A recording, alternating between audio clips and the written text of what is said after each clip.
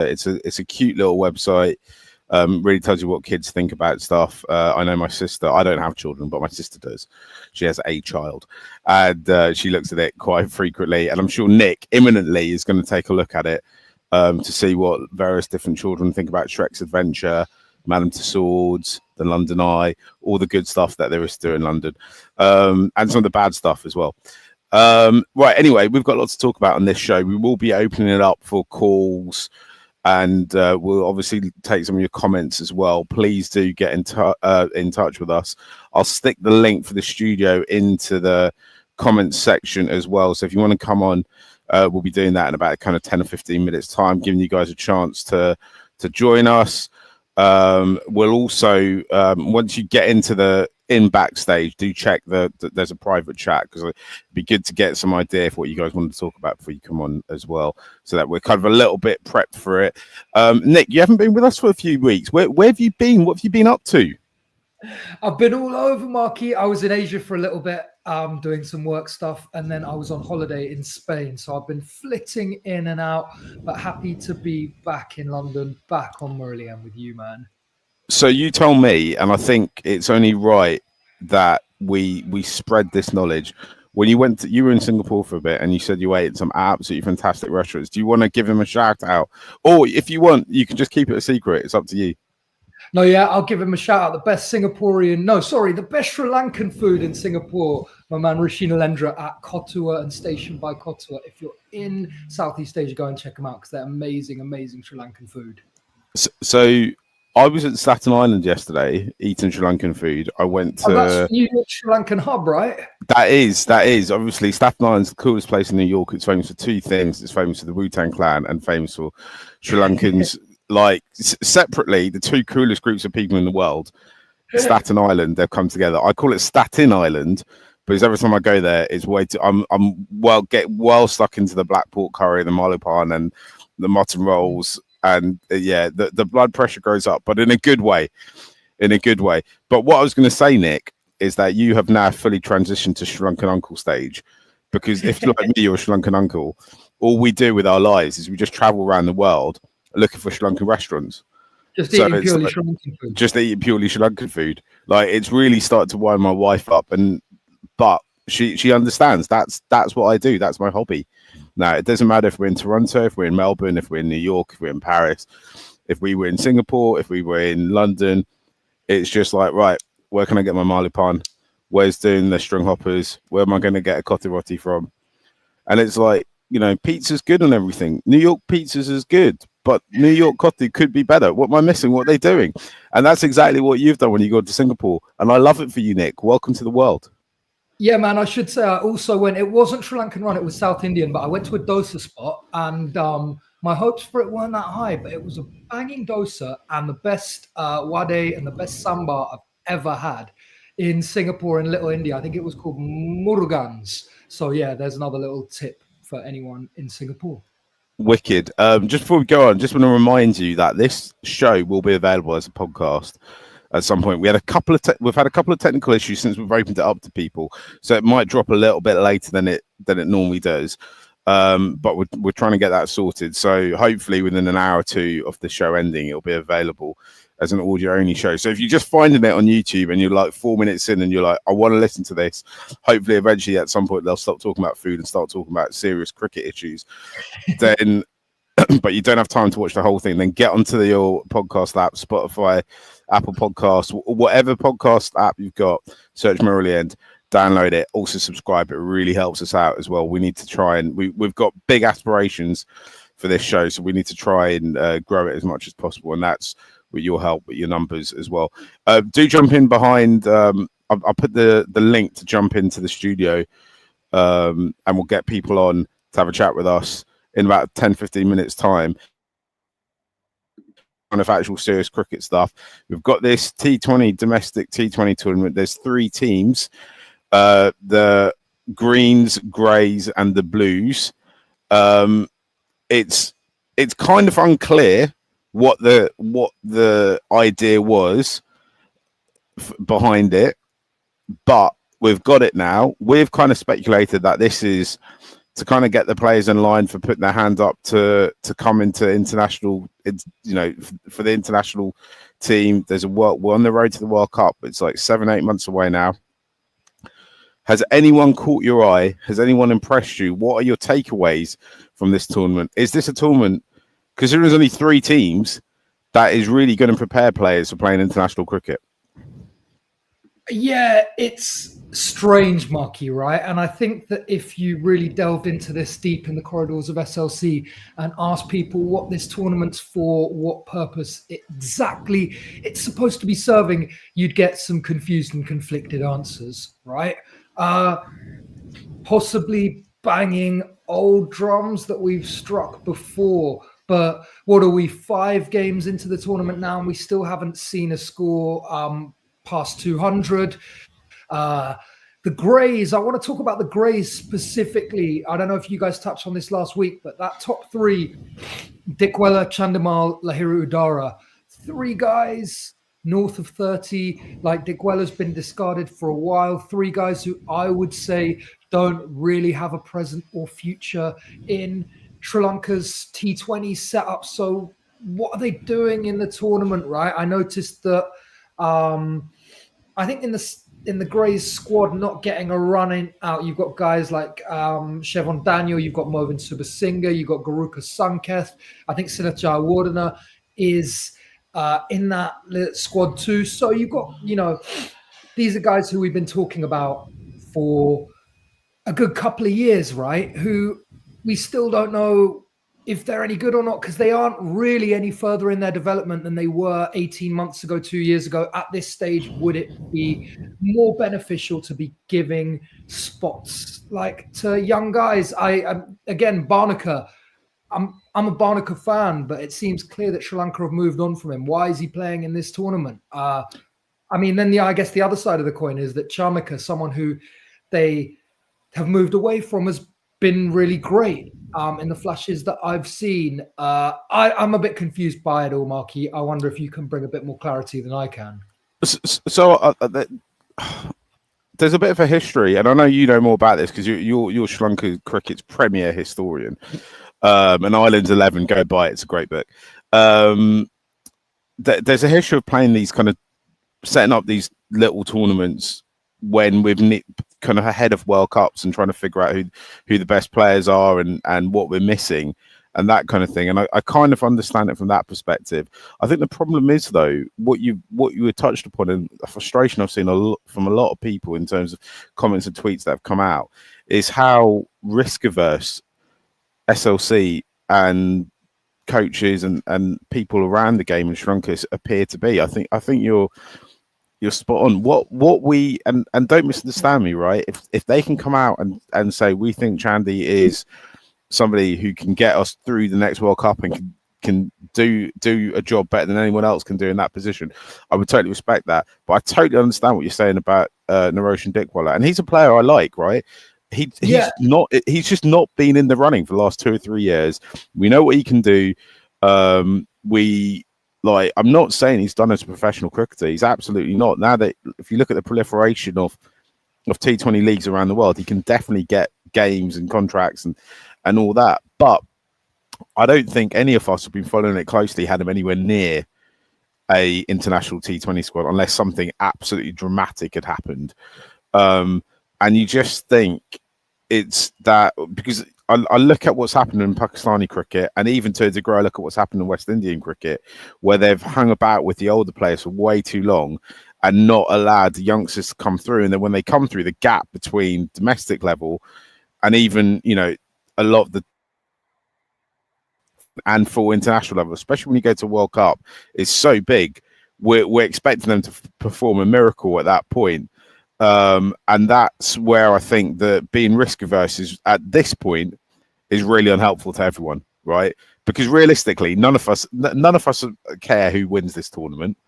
What we want is to be able to come out of this going, this guy, be it Halambage, be it Cruz Pillay, be it Charmico, or be it whoever, has really put their hand up and said, right, you are missing out on having me in this team. I am definitely the best Sri Lankan player in this position at this current moment in time. Savina's just sent a comment in, which I brought up last week as well. Where's Angelo Matthews? To me, it just feels inconsistent, and it feels I don't understand why they've said to Angelo he can't play in this tournament, but then they've said to Dick Waller that he can. It's just inconsistent and risk averse. It's really strange, right? And they've taken quite a big call on Avishka, right? To exclude him from the tournament. A guy who's gone from being like ensconced as the one-day opener and around the T20 setup to being not in the best, whatever we are now, 45. Like, if they're going to take that big call, why is Dick Weller still there? And as I want to reiterate what you say, this isn't a personal attack on anyone. I don't have an issue. KJP, they've obviously decided as part of their plan for this next World Cup cycle. But Patham and Kusal are really well ingrained as the opening pair in T20 cricket, right? So I'm just not sure what Chandimal's role as a T20 player is in the national setup at this stage, and isn't it better to be preparing some younger guys? I mean, would it hurt to have a fourth team in this tournament that's full of, prospects, 25 and under guys? Does it matter if they get blown out by 100 in every game if they get experience? See, the way I would have done it if I was organising this tournament, and admittedly, I'm just a podcaster who dropped his phone just there because he got so enthused. The way I would have organised it is I would have had the three teams that have been your definites. So the kind of 11, 13 people who thought that they would should at this stage think they'll definitely be in the squad. Then I would have a second team of your probables, the players who are going to be in and around the side, who are battling for positions.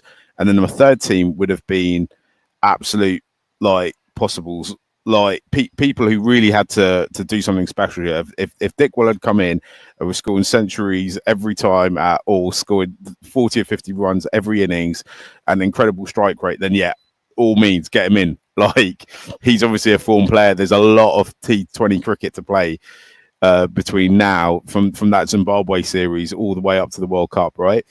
If he's the form guy, if he's the guy that does it, he does it for us, right? You've had there's an infinite amount of incidents in professional sport in the last 70, 80 years since professional sport began of players making a late run into a side. If that's the case, then do it. But for me, I mean, I think Chandy could potentially be a solution for something. Could potentially be a solution of that number 4, in the top order there. I know the place he's not going to bat is an opener. He's not going to be an opener. That is the in our batting, I'd say our opening, T20 opening is our most set place, right, at this moment in time. Why is he opening the batting? What are we learning from this? It's sometimes I feel I come on and it's really easy. If you watch Sri Lankan cricket casually, it's really easy to get upset with the players, right? But actually, I think that's doing them a disservice because it's the inconsistency in which they're treated with.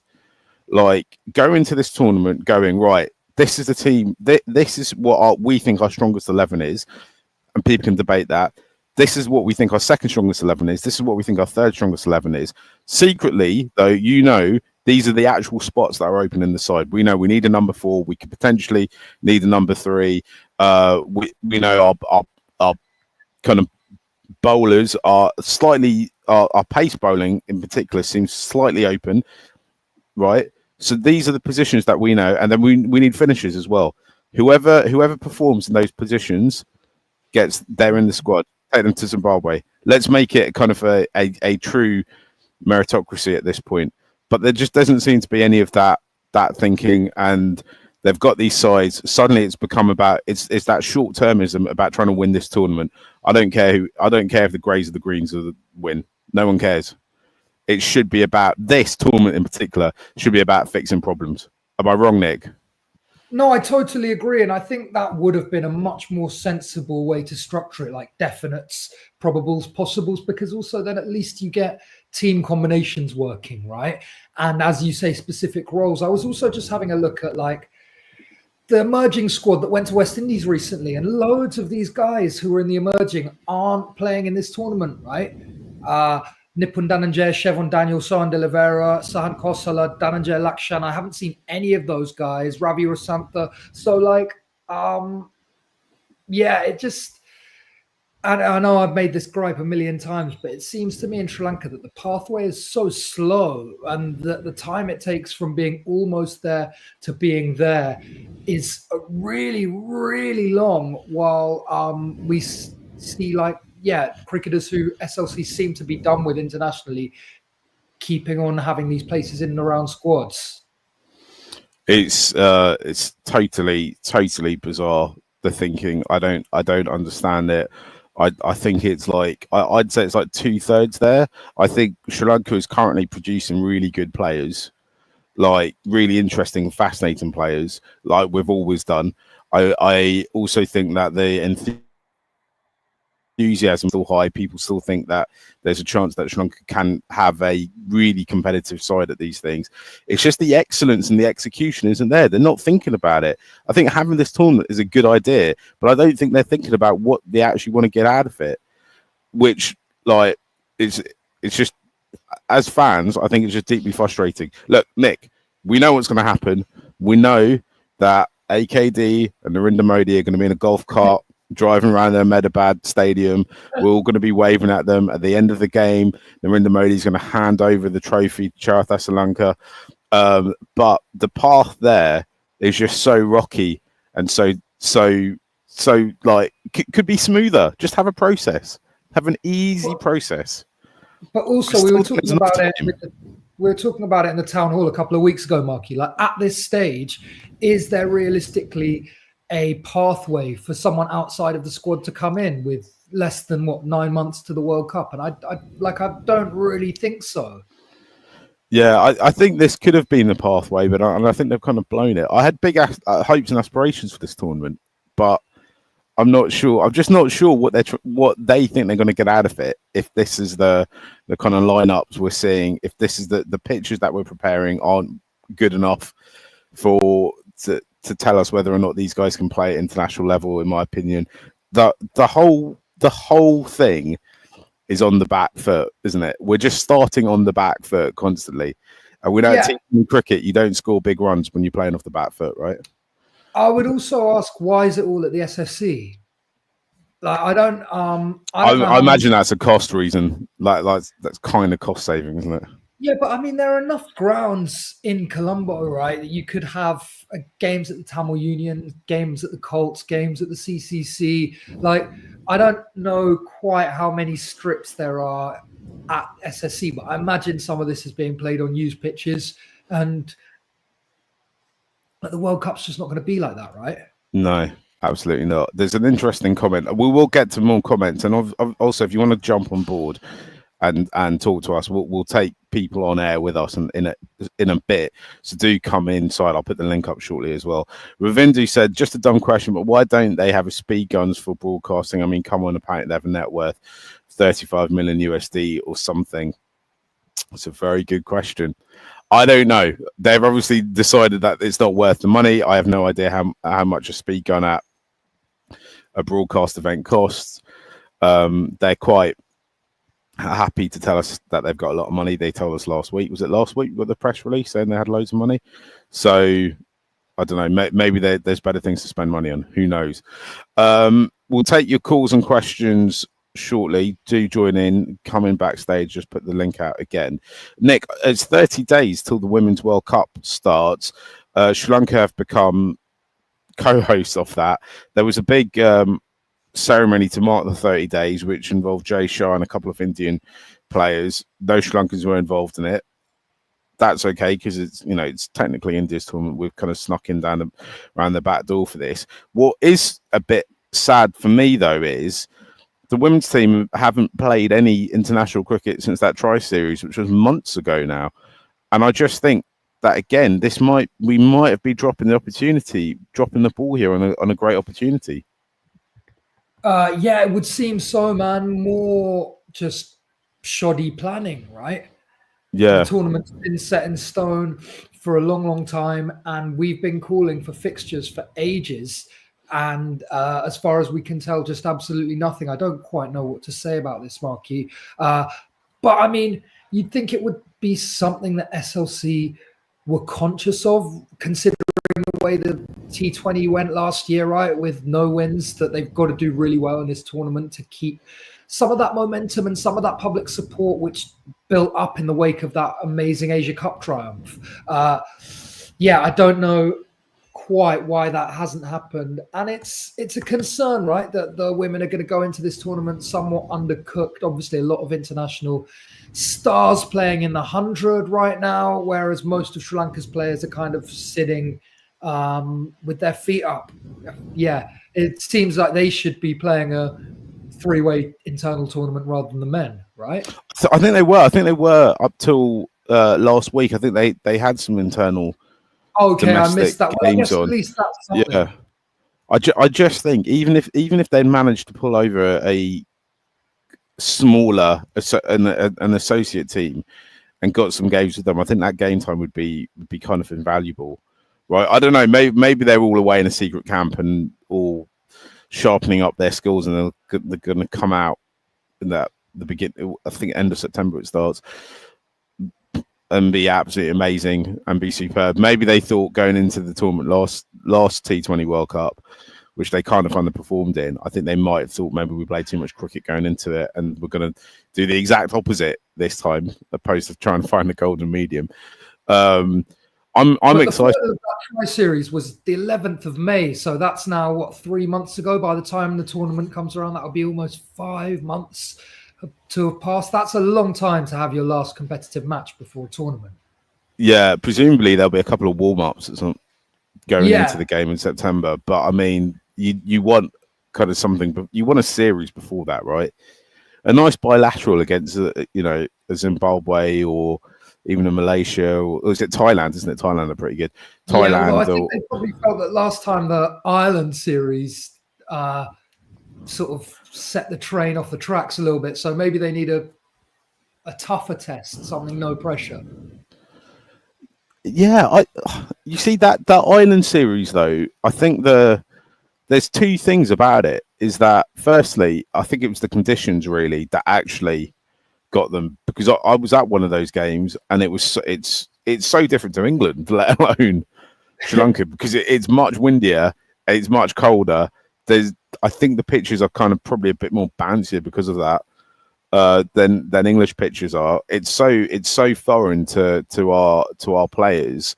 I think even and also on top of that, the Irish teams are getting a bit more experience. They're just playing more cricket, so I think they're becoming slightly more competitive as well. They should have tried to kind of had a little bit of foresight to think, right, this Ireland series is going to be a bit tough for us. But I just can't see why they couldn't have got an associate team over at this point. It would have been lovely. It'd have been great. We'd all have lovely cricket to watch. Sri Lanka would have competed at home. They're playing most of their World Cup games at home. It's a great opportunity to get the girls a good shot at something. They don't need to win this tournament for people to be enthused and excited about them. On top of all that, I don't know how many more World Cups we're going to see Charmary play in. She's an exceptional generational talent, but underneath her there is a load of players coming through who are really exciting. They've already won an Asia Cup. They're Asia Cup champions, right? So let's see what happens when we get to this tournament. And I hope again this isn't another dropped opportunity from a Sri Lankan perspective. Nick, we're going to take some calls from people once they eventually come in. But before that, should we have a quick chat about Test cricket? Because you proposed an interesting thing earlier on Twitter. You suggested the 100 should be a Test franchise tournament. And B, I think that's a great idea. Like, I think the problem is I think it would just cost so much money for people to invest in it.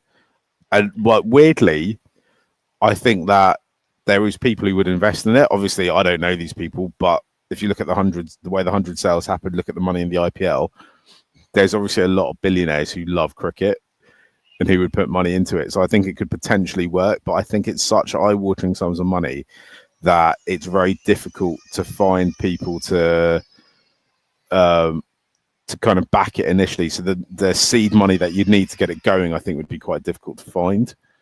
That said, you just need, if you could in any which way get somebody from the Ambani family to suggest that they would be interested in investing in it, then I think it would happen like within months. I think it's a good idea. I also think it potentially could be the thing that saves Test cricket, because I think that all this talk of two-tier cricket really worries me. I know the West Indies have had a big weekend conference where they've been discussing emergency measures for West Indian cricket, and I'm kind of worried that they might say that we're not going to play Test cricket for 2 or 3 years for the foreseeable future while they get everything else in line for it. And I think if we lost the Windies, I kind of weirdly think that leaves Sri Lanka in quite a vulnerable position as well, because playing tests against Sri Lanka and the West Indies is something fans love to see from other teams, but it doesn't make the big three any money. I think it might make India a bit of money, but it doesn't make England or Australia money. And I'm really worried that if the West Indies decide they're not going to play Test cricket, then I think that might restrict how many tests Sri Lanka get. If for no other reason, there's one less nation for us to play Test cricket against. We saw, if you're our age, Nick, you'll remember when Zimbabwe were a kind of decent Test side and then decided they couldn't do it anymore and took a break from it. And they've come back and they're nowhere near what they were before. So you wonder if Zimbabwe cricket will ever recover as a Test team from that. And what, effectively we lost a Test side then, a competitive Test side then. Could we be at the point of losing another in the West Indies? And does that what does that do to Sri Lanka's hand in all of this? What does that mean for us as Sri Lanka fans? I'm not a fan of two-tier Test cricket. I want to get what your take is on that, Nick. Yeah, I hate the idea of two-tier Test cricket because I think ultimately it's the teams in the second tier or on that kind of brink of tier 1, tier 2 who are going to suffer, right? And Sri Lanka are right in that wheelhouse. You've touched on what happened to Zimbabwe, Marky, and what looks to be happening to the West Indies. And I don't think you could bet against the same thing happening to Sri Lanka with any confidence, right? It does feel like the chasms in the calendar are just huge. And if you're a Sri Lankan cricketer right now coming through, if I was a young batter, I'd be focusing on trying to hit sixes rather than my defensive technique, because that just seems to make economic sense. And I mean, my proposal this morning was I didn't really have that in mind. It was just this fact that we've got this tournament in England, the 100, which seems to be just like rubbish. I try and get into it every year, and every year I fail. And there's something about like T20 franchise cricket and the English summer which doesn't seem to quite gel. And so, yeah, I just wondered, you've got the whole of August blocked off for this tournament. Could it be a franchise Test tournament with 4-day, day-night games? I reckon the English public would get behind that and be really interested in it. And I think the novelty would kind of draw in eyes from the rest of the world. And it could give Test cricket a little shot in the arm. I was thinking we could see, middle order of Brook, Kamindu, Pant, something like that. We could see Patham Nissanka opening the batting with, I don't know who, with Ben Duckett or KL Rahul. Could be. It's improbable, but it could be exciting. I love the idea of franchise Test cricket, and I think eventually it will happen. I just think there's got to be a first mover on it. I think you could probably get a T20 tournament going, or now even like T10s, much easier, much cheaper than a franchise Test series. The 100 is really interesting from a Sri Lankan perspective, I think, because there's loads of lessons from it. They've basically managed to sell it off the strength that English players play in it, basically. That doesn't get really good overseas talent. I was looking at it last week, looking at teams, and I think like about 80% of the overseas players are like not just over 30, but like over 35. There's like 42-year-olds playing in this tournament. It's not even getting the best of the older kind of franchise players of the players on the circuit anymore. I don't think the game, because of that, the games aren't a particularly high level. ordinarily, I think in professional sport, it doesn't matter if they're not at a high level as long as the games are competitive. Like, so people go and watch the championship football, for example. This is just my opinion. I could be totally wrong, because the games are competitive, not because they've got the best players. They don't even have the best players in England playing in that league, but because they're competitive games and anything can happen, it captivates people and audiences. In the 100, though, I think there's so much cricket constantly being played that they need to be high quality competitive games, which you do get in some leagues. So I think you get them in CPL. I think you do get them in the Pakistan's league. You get them in the IPL, obviously. And I think the learning should be for the LPL, because just being Sri Lankan isn't enough for the big money to come in, is what we've learned. I think the learning's got to be you've got to get competitive games with high quality players in. That's why I'm open to, when the LPL does eventually come back, is having more foreign players in there. If they can afford it, get good foreign players, get as many international T20 players as you can in, and make the games competitive. Even if that's at the expense of 2 or 3 fewer Sri Lankan players getting deals, because I think in the long term, all it will do is raise the quality of Sri Lankan players. But as we already discussed from the domestic game, from this domestic series that's going on, Sri Lankan cricket is myopic, so it won't think about the long term score. Just an interesting comment that while we talk about the hundreds come in, Savina's asked, what are you guys' thoughts on the 100 scoreboard? It's really bad. It is really bad. The graphics around that tournament are just absolutely terrible. I hate them, but I think they've slightly pulled them back this year. There doesn't seem to be so much stuff going down the side. There's only the bottom bar, but I still find it hard to read.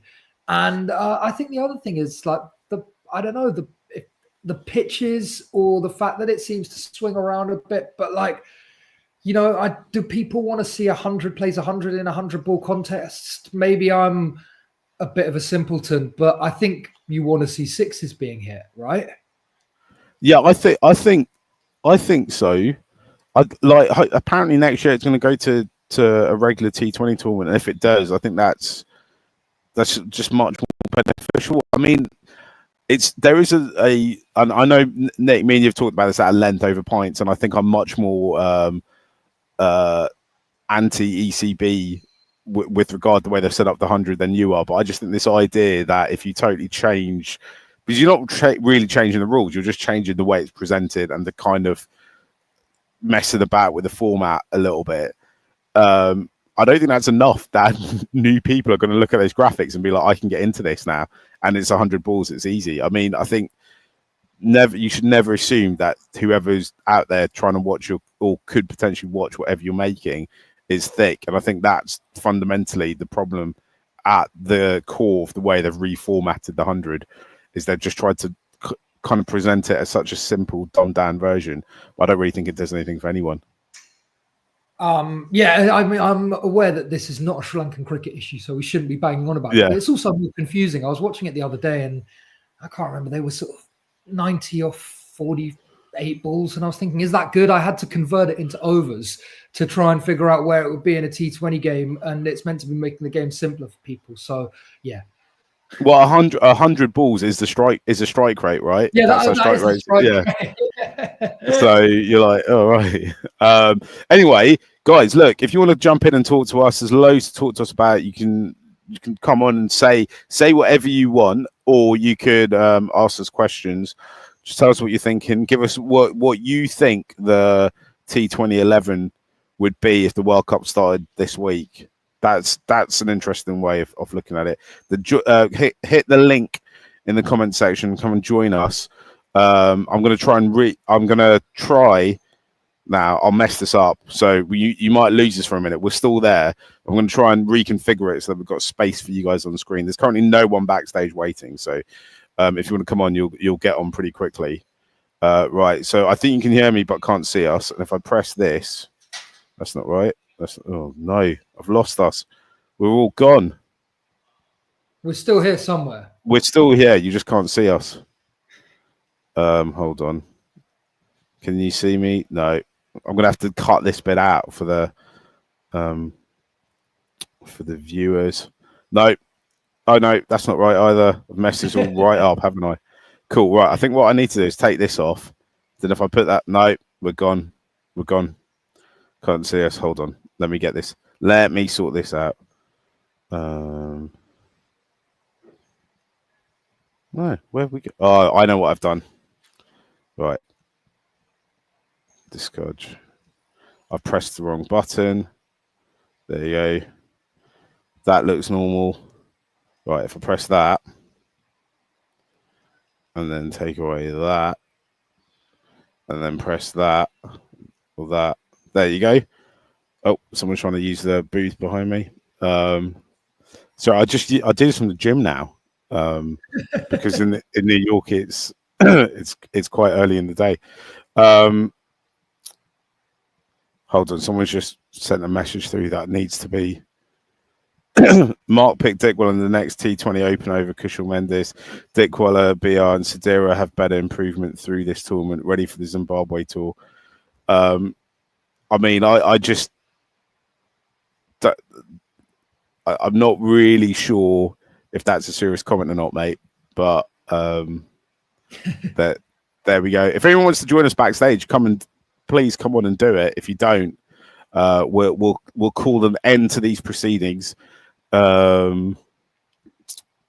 you? What are your thoughts on the Zimbabwe tour, Nick? What have we got coming up? Is it 3 T20, 3 ODIs, then 3 T20s? Yeah, ODIs, I'm not sure they've just played 6 T20s, to be honest. But well, that would seem to again make more sense, considering it should be now the period where we're really looking towards the T20 World Cup. I mean, it's an interesting one just to see what kind of squad they're going to take, right? Is it going to be full strength? Are they going to look to rotate? Or is it now into that stage where they know more or less what their best 11 are and they're just looking to get, sort of match practice? I mean, I guess the other way to look at it, Marky, is how many places in the 11 or in the whatever they take to the World Cup, is it 15, are like still up for grabs? So I think off the top of my head, also I should say KJP got a major, or looked like quite a major injury today because he had to get carried off the field. Oh, did he? Yeah. Obviously, thoughts and prayers go out to him and hopefully he makes a swift recovery. But if he is injured, that's another issue that they've got to deal with. I mean, I'm in the gym and just mentioning it has made some kid cry, sadly. But so I think the number 4 position is kind of up for grabs, and I think I generally don't think they know who our strongest fast bowlers are and how they're going to play them. I'm a bit worried. We talked a few weeks ago at Pratt, and I'm a bit worried that they've just totally not using data in the right way. I could be wrong though. I could be absolutely wrong. We could have misread this, Nick. Like, please tell me something positive. But I mean, I don't think I know who the best fast bowlers are, or even like how you construct the combination. I guess you're kind of picking between what? Eshan Malinga, Tushara, Patirana, and Chamira. Have I left anyone out of? I'm trying to think. Dilshan Madhushankar. Yeah, Asita Fernando could, like, I don't know. Has he got a shot at it? Does he want to come in? Yeah, I mean it's hard to say, right? I don't know whether they've still got an eye on Benura. I noticed that he's been playing a lot lately. I mean, is there still space for someone like a Charmika to fill in that role that Shanaka played at the last T20 World Cup? Is Chamindu Wickramasinghe in the picture at all as that kind of batting all-rounder? Yeah. Someone's mate sent us his side. Patam Kusal, Patam Sanki Kusal Mendes, KJP, and then he's gone with either Kamindu or Nawindu, Charith, Charmika or Chamindu, Dasun, Wanindu, Dilshan, Madhushankar or Deekshana, Ishan Malinga or Asita, Patirana, Tushara. How about this team, guys? You see, I think the thing is about this, it's all those options, right? I think like, I mean, I don't doubt that any of those players could do a job. I'm not fully sold on the Charmaker thing at this moment, but I don't know. Maybe you just got to accept that he's one of those players who, when we have needed him to come at points, has kind of come through for the team. Right? I was kind of told he was done, but then they brought him back. I still think, the question when I look at this side really is those batting options.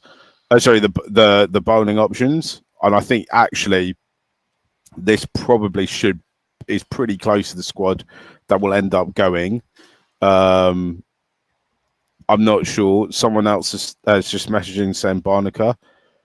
I mean, again, he's somebody. For me, the way I see Barnaker is he's someone who's going to come in and out of form, and I think between now and the World Cup, there's chances for him to come in and out of form 3 or 4 times because it's kind of still relatively a long way away.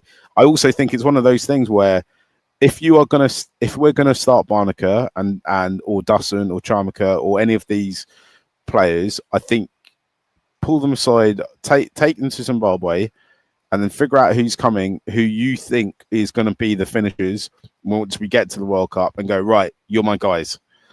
When England won the World Cup in, was it 2021 in Australia? Was it 2021 or 2022? 22, I think. Yeah. When that was the Alex Hayes series. When they brought back right? Hales. Hales, yeah. Alex Hayes. Yeah, I don't know who Alex Hales. So. And but that was, they called them up and said, right, we need you in the side. We're bringing you back, and you've got to do a job for us. And this is what you got to do.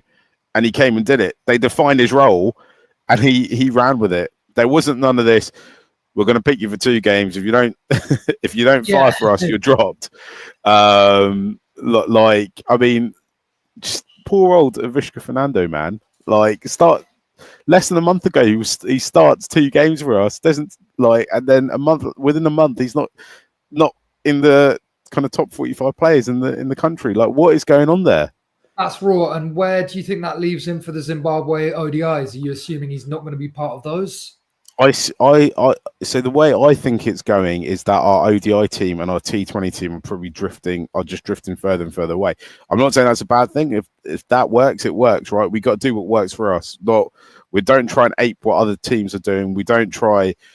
We got to be uniquely Sri Lanka with us, with the way we go about it. If that's what works, that's what works. I'm cool with it.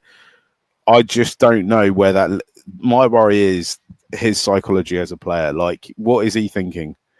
T20 cricket, the teams that win it are the teams that are we're filled with players that take risks. We are becoming so risk averse, and it's coming all the way from the top. And am I right? Like, I know Avishka's done really poorly in T20Is, but he's been a fairly consistent performer in the LPL, right? Last year, I think he was really good. Who's that? Avishka? Avishka. Yeah, he's basically like the star man in the LPL, right? Like, every time. I mean, I just about that tournament, like, it's confusing, right? It's baffling.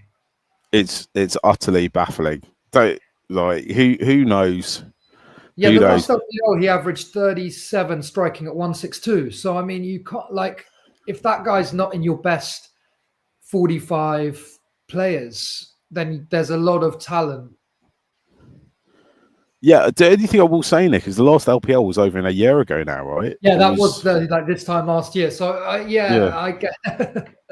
And as I keep saying, players come in and out of form, and the chopping and changing of it is not going to help any of their confidences, right? It's not going to help any of them. In my opinion, I want to be wrong. I want to hope that Sanath and co know what they're doing, and they've got a plan. They've got a path all the way to Ahmedabad. That's my dream and aspirations. We've got